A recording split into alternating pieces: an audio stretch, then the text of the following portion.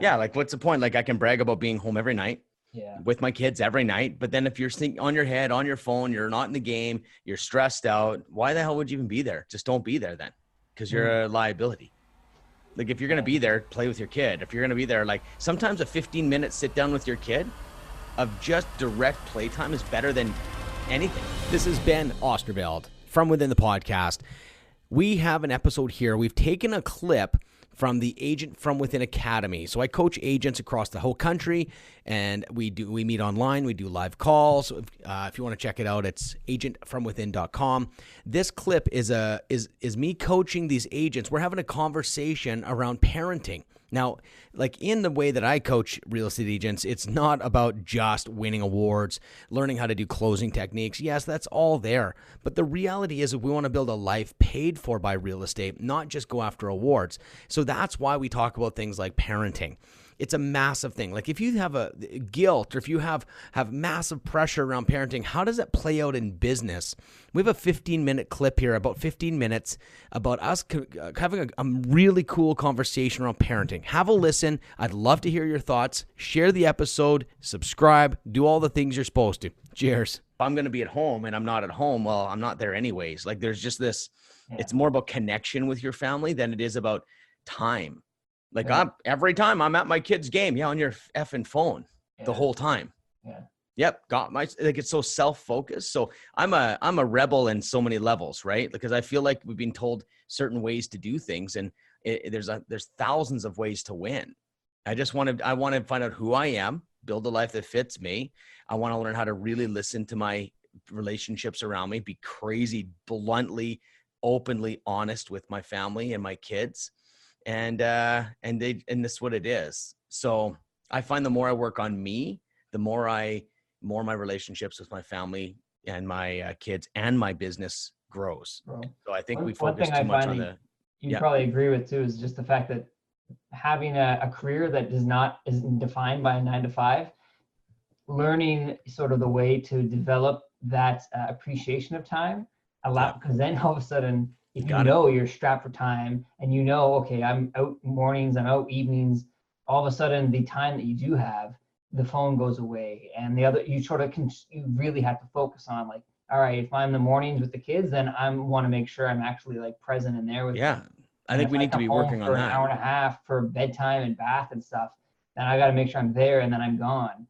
But I don't want to be doing like you mentioned, like going to a hockey game and just sitting there on my phone looking up Facebook. Yeah, I think we put way too much pressure on parenting. I really do. I think we put way too much pressure on ourselves to be like it's even hearing you like, oh, I got to make sure I'm present. Well, maybe you're not sometimes. Like you look at the level of quality that we're giving our kids versus the entire world. Yeah. We're good people. Like Jim, you're a good dude. No matter what happens, those kids are going to be okay. Like we just put so much bloody pressure on like, oh shit, I've been gone for 3 days. Yeah, I have been gone for 3 days. It's not going to kill my kids' relationships. Lighten up.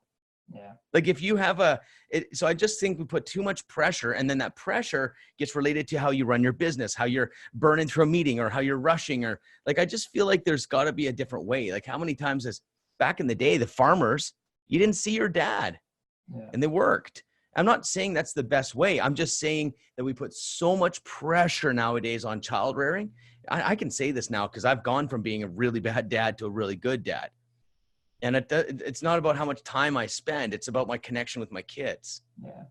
So it's really cool to like crush these big, what are the words? The preconceived ideas or the society's pressure on especially men. Like to be women, to be like right there sensitive with their kids. I am that guy. Okay. But I'm seeing the pressure, like what happened to be like, I don't mind a bit of roles. Like we're not the same. Yeah.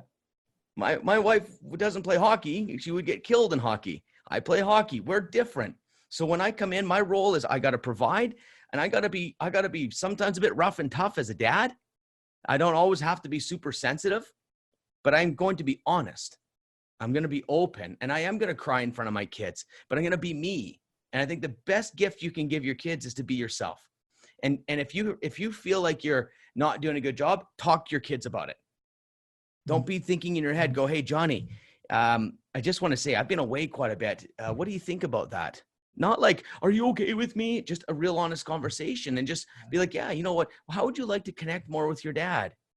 Have that conversation versus like, oh, I got to be there. And great, you bathed them. Congratulations. No many kids hate their family. They hate their dads and moms. They bath them. They clothe them.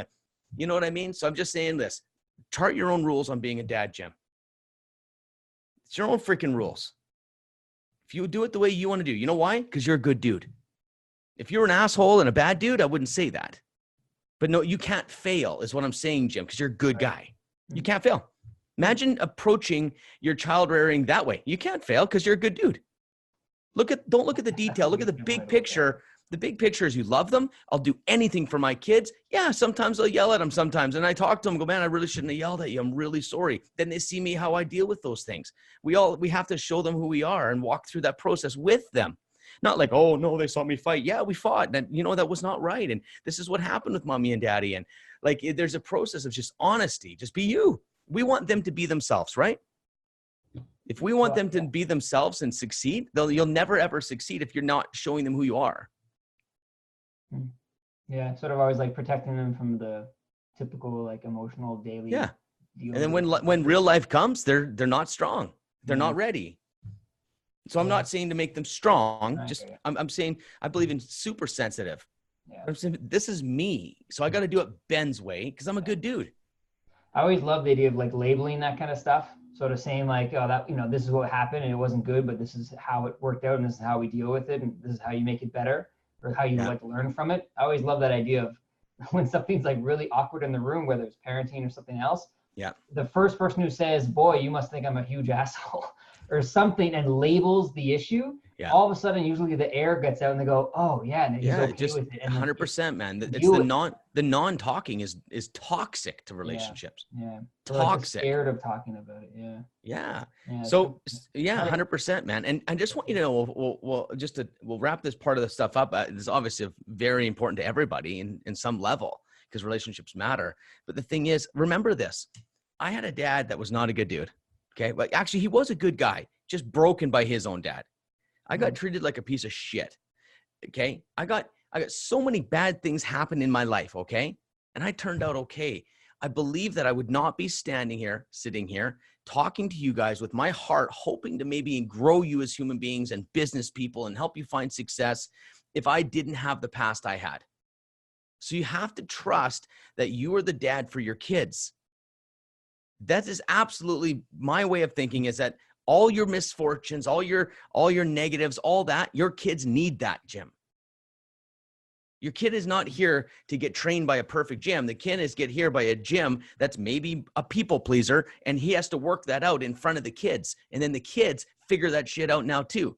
So I feel like we're shaping our kids the way they need to be, especially the way I grew up. And I can speak about that. How do I embrace my childhood? Absolutely prepared me for what I needed to do in this day. I'm just getting started, but my childhood and the way I was raised and the negatives that I had to overcome made me. So it's okay to let the kids hurt a little bit, to struggle a little bit, because then you can actually help them through it, even if you caused it. Right. I don't want to do any of that stuff. I want it to be perfect, but I just want you to know my background is destiny for me. Okay? That's pretty neat to hear, I gotta say. It makes you sort of think about your own childhood and some of the things that your parents might have done and their parents might have gone through. It's a shift of how to think about it, I gotta say. Yeah, because we're told how to think. Yeah. And I think for myself. As soon as there's anything that I wonder, I go, is that mine? Is that mine? Is that mine? Is it real? I put on the fire, burn it, and be like, okay, that one's good. And I just do this all the time, right? And I share it with you guys. I share different perspectives. I obsess over this all the time.